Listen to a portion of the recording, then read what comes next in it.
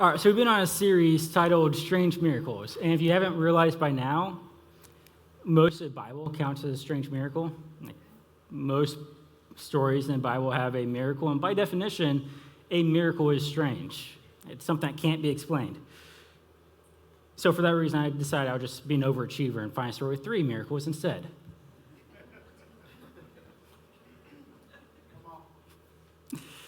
All right, so if you have a Bible, you can turn to Acts 27, and then just kind of bookmark it, because I'm not going to read from it.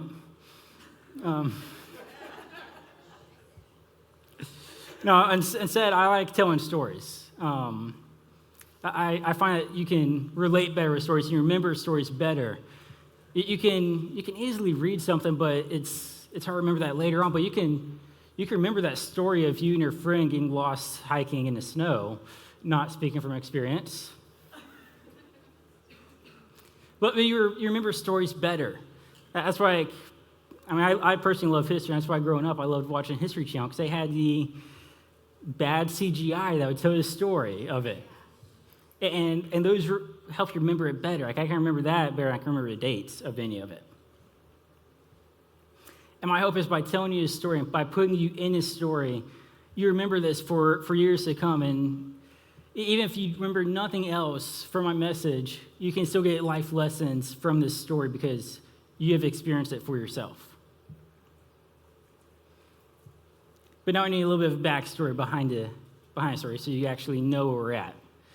So you are Paul, a one-time Jewish Pharisee known for arresting Christians, even there at the first time a Christian was killed, turned Christian missionary known for starting churches and writing most of the New Testament. You have traveled around what is modern-day Middle East. If you read it, it will say Asia or Asia Minor. That's mostly modern-day Turkey. It's the majority of that. We've traveled around most of the Middle East with some of your buddies. And at this point, you've been arrested for something that you didn't do. Whenever it really comes down to it, you were arrested for preaching about Jesus, but what they actually claim you did, you didn't do. Although you are a Jew by race, you are also a Roman citizen, which means you have more rights than most of the other Jews have. And you take full advantage of these rights. You've already gone to a few leaders to have your case tried. At this point, you're on your way to Rome to have Caesar try a case and have a final say. All right, so that's the backstory. Now we're going to get to the actual story. All right, so you start your trip to the city of Rome.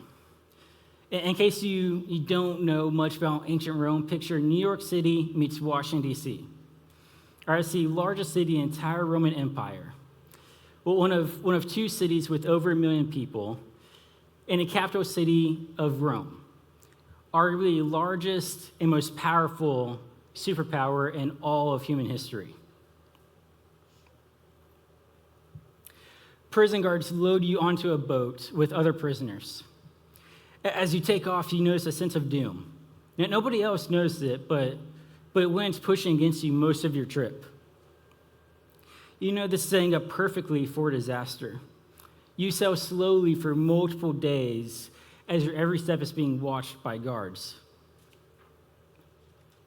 Unable to make it any farther, the captain decides to stop in a town called Fairhavens, which to me personally sounds like a pretty good town to get out of danger.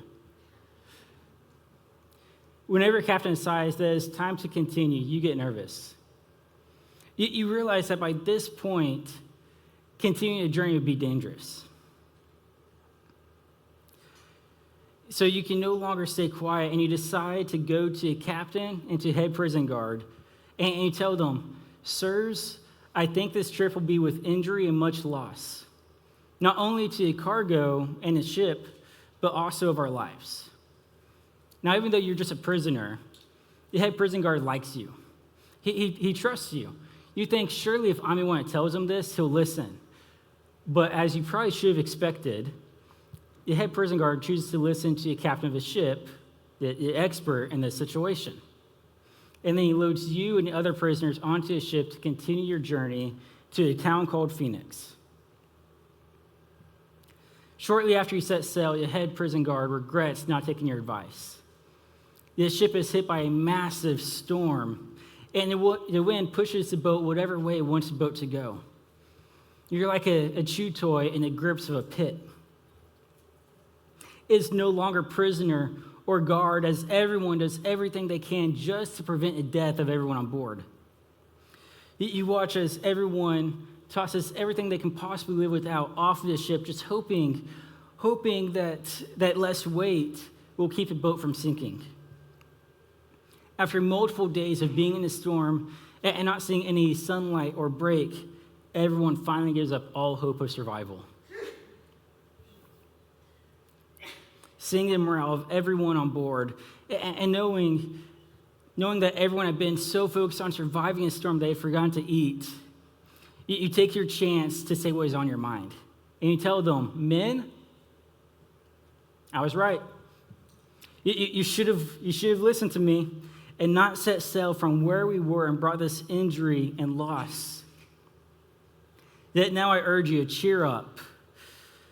That's easy for you to say. Now I urge you to cheer up, for there will be no loss of life among you, but only of the ship.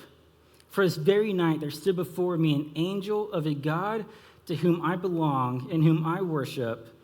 And he said, do not be afraid, Paul.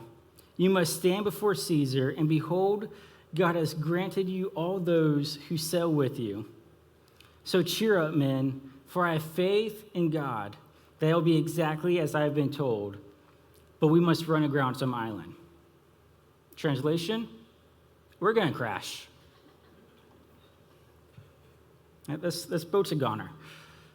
All right, after 2 weeks of being tortured by the storm, some of the sailors decide that they've had enough of this, and they decide to escape on lifeboats. Seeing this, you tell the guards that if those sailors leave the boat, then they themselves cannot be saved. Filled with fear and trusting you after seeing what happened last time they didn't listen to you, they cut the ropes to the lifeboats, causing the sailors to be stuck on the ship. Then you gather everyone together, which I'm still impressed you managed to do because you are still a prisoner at this point. But you gather everyone together and you encourage them to eat. And then you make sure you're a good leader. Make sure you lead by example as you gladly take the first thing of food. After everyone's eaten enough, you all, for some reason, decide to throw perfectly good food off the side of the ship. If I was there, I'd probably argue that you keep some of it, but you guys chose to throw it off the ship. The next day, you notice shoreline. The captain decides to try to land the ship on the shore, and none of you are opposed to this because you've had way too much of this boat for one lifetime. The captain has his crew steer the ship towards the beach as you pick up speed. It's all smooth sailing for a few minutes, and then you are all of a sudden forced to the front of the ship as the ship suddenly stops. You have just hit a reef, and the ship is now stuck. Fearing that you and the other prisoners are going to escape, the guards plan to kill you and all the other prisoners. Fortunately for you, the head prison guard likes you, and probably Luke, who's also with you, and he orders the prison guards not to harm any of the prisoners, saving your life. Then he orders everyone to go to shore. For those who can swim, he tells to swim to shore, and for those who can't, he tells to grab a plank and just float to shore. Once you make it to land, you learn from the terrified and surprised locals that the island that you have landed on is called Malta.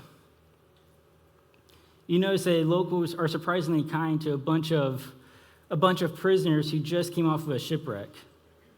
The case could even be made that the locals saved your life because you're cold and wet from the water, and it's cold and raining outside. The odds of you getting warm are pretty low, but locals get a fire started for you, and you decide to help by gathering some firewood to put on the fire.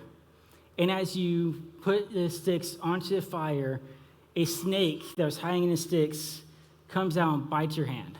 And this isn't just some warning bite. This isn't just a bite and let go. No, this snake is biting to kill. It's just dangling there from your hand. Your hand is throbbing from the pain. And you can overhear your locals talking about how you are a dead man. But you simply shake your hand violently and throw a snake into the fire. And then you continue like nothing happened. And then you get some water because you just told an entire story and you're thirsty.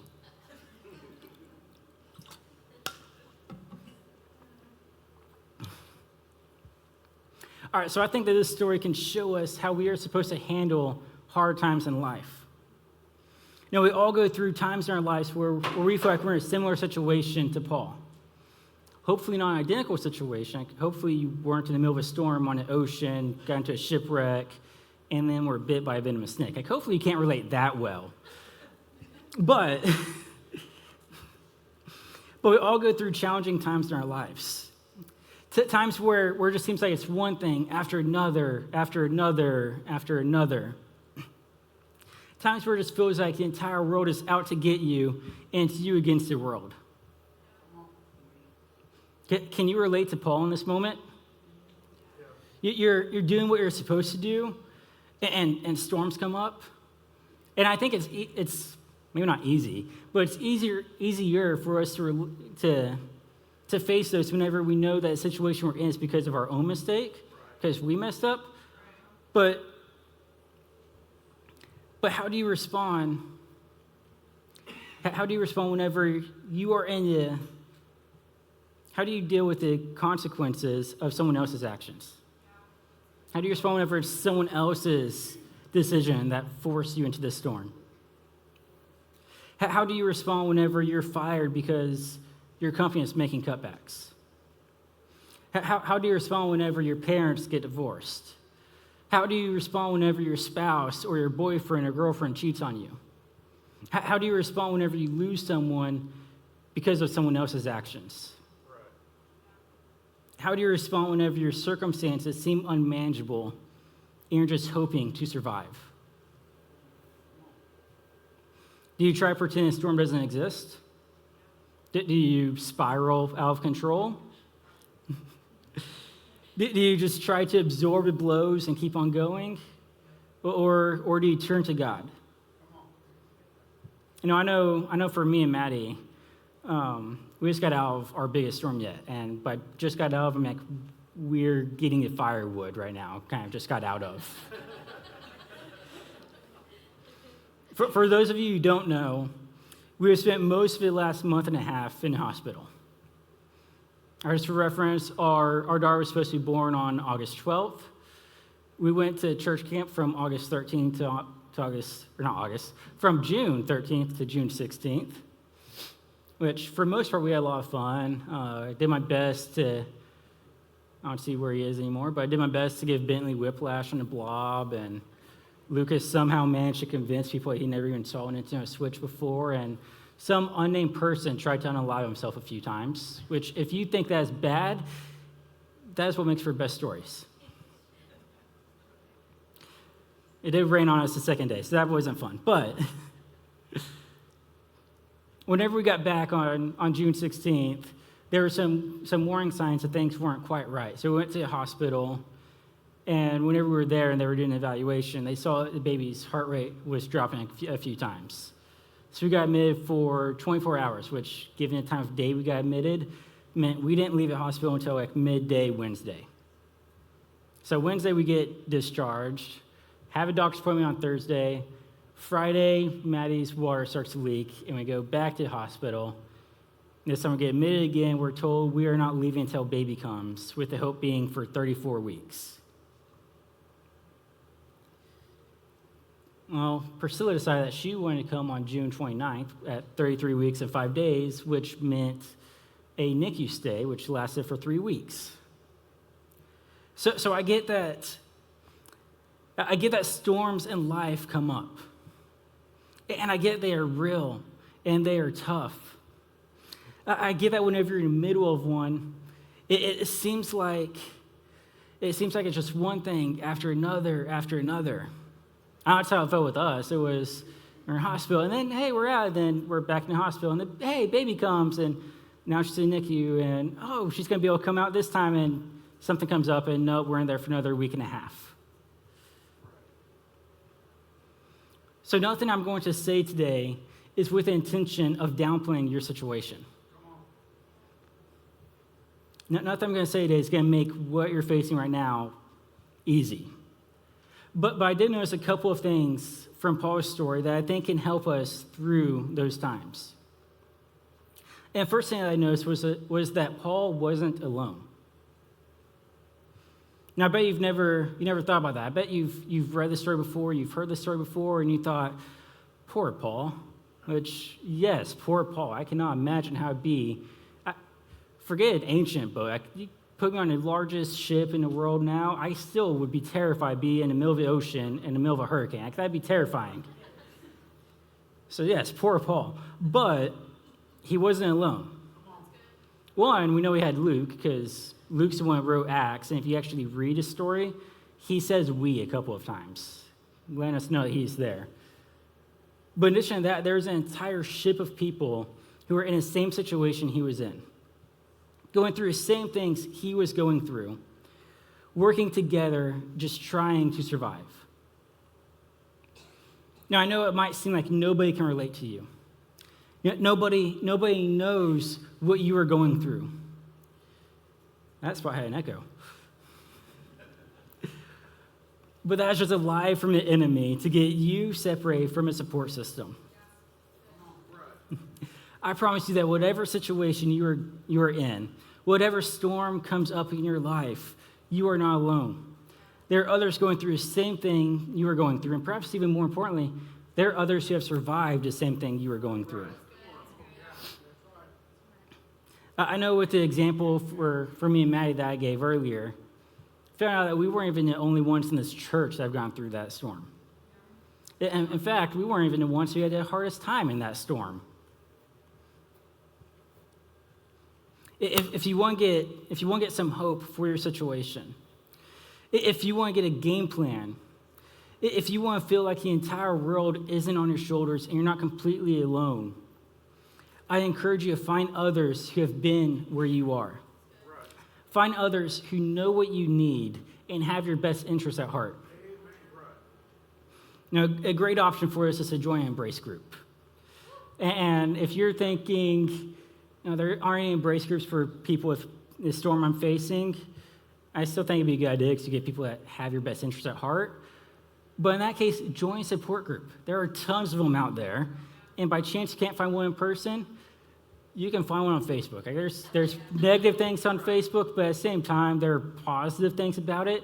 And take advantage of those things. You can find groups that are for your situation or just people supporting each other. And then, once you get out of your storm, then start an Embrace group to help the next person that's going through that same storm. But you aren't the only one going through your storm, and you aren't meant to face your storm alone. And then the second thing that I noticed with the storm is that if you want your miracle, and not just a miracle that can save you, but a miracle that can save those around you, you have to have faith in God. You have to have faith that God is going to get you through your storm. We know that Paul kept his faith in God because in Acts 27, verses 23 through 26, he tells his shipmates this after he tells them, I told you so. After he made sure to throw that in there. He told them, for this very night there stood before me an angel of a God to whom I belong and whom I worship. And he said, do not be afraid, Paul. You must stand before Caesar, and behold, God has granted you all those who sail with you. So take heart, men, for I have faith in God that it will be exactly as I have been told. But we must run aground some island.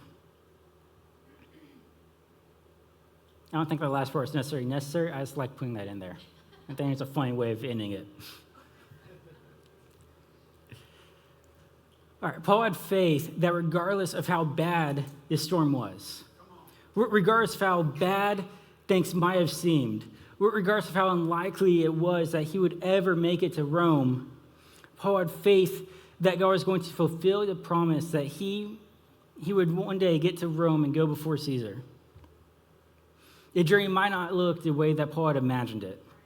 And because of others' decisions, it might have been a little rougher and a little scarier than Paul would have liked it to be. But Paul had faith that no matter how bad things got, and for him, they got really bad, he had faith that God was going to remain faithful to him and get him safely to Rome like he had promised. I know things might look bad. I know things might seem impossible to you right now. I know you might have the occasional thought that your situation is the exception, that your situation is too bad, that there is no way that God can possibly fulfill the promise that he made to you. But the Bible is full of impossible situations that God used to fulfill his promise. Right. Now, one of my favorite stories in the entire Bible is the story of Joseph. And I was going to give you cliff notes on it in case you don't know, but Joseph had a dream from God that his family was going to bow down to him.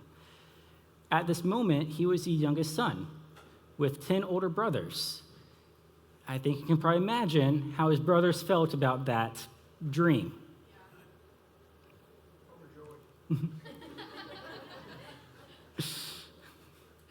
So his brothers tried to crush God's promise, but by selling him into slavery. So now Joseph is in slavery in Egypt, but he just happens to be in slavery to someone that's pretty high up with Pharaoh. So you think, okay, maybe it's unlikely, but maybe there's a chance of getting to the throne like God promised. But then with Joseph actually doing what he's supposed to do and false allegations coming, he ends up in prison. He ends up in this Egyptian dungeon where there's no hope of getting out. And it's from that place that God decided to step in and fulfill his promise, taking him from the prison to being second in command of Egypt, making him the second most powerful man on the earth at that moment. I think of Peter's prison break, where he was thrown in prison, but God still had promises for him, and God chose to send an angel to just break him out of prison, just open up the cell door and just let Peter walk straight out without anyone knowing at the moment. What I'm saying is that you aren't the exception to the rule. Right. Your storm might be real, but it isn't too big for God. Right. If you look back at his track record, you will see that the storm that you are in barely counts as a problem whenever God gets involved. With God involved is merely a small inconvenience on your journey to the promises that God has made you. You can and will make it out of this storm. This isn't an end, it's just a detour. But then I want to show you guys what happened at the end of this story. The very end, after what we talked about, because I think it shows the full miracle of this story. Because, yes, them surviving a shipwreck was a miracle. Yes, Paul surviving the snake bite was a miracle, but it's not a full miracle. There's another part of this story. And we find it in Acts 28, verses 7 through 9. And we will see how well I pronounce this person's name. It probably won't be the same both times. Now in a neighborhood of that place where lands belonged to a chief man of the island named Publius, who received us and entertained us hospitably for 3 days. It happened that the father of Publius lay sick with fever and dysentery, and Paul visited him and prayed, and putting his hands on him, healed him. And when this had happened, or when this had taken place, the rest of the people on the island who had diseases also came and were cured. All right, Shelby, you can come back up.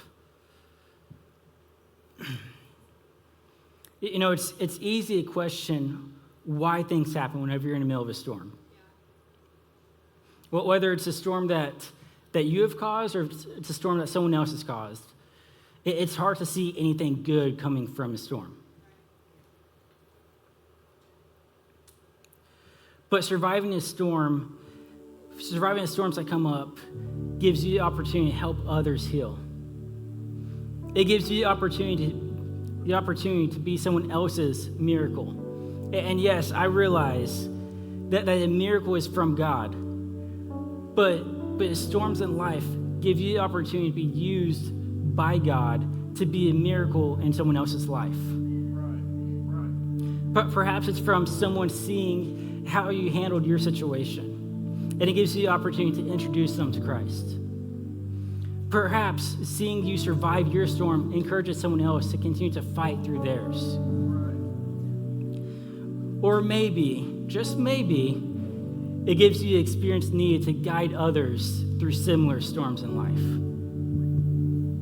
Just because the storm isn't from God doesn't mean he won't use this storm to benefit his kingdom. Here in a moment, we're going to have all of the students and everyone who works in the school system come up to pray, or to be prayed over. But before we do that, I want to do something that's a little different. If you are in the middle of your storm, if you're in the middle of a storm right now in life, I want you to go and raise your hand up. And go and keep it raised. But you notice you're not alone. There are other people. You're not the only one in a storm. Now, if your hand is not raised, if you raise your hand, go and keep it up. But if your hand was not raised, I want you to go find someone who has their hand raised, and I want you to go pray with them. I want you to show them that they are not alone. I want you to show them that they do not have to go through this storm alone.